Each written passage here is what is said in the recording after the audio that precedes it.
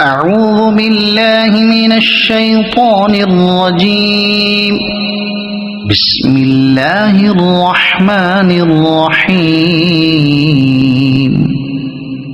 قل أعوذ برب الناس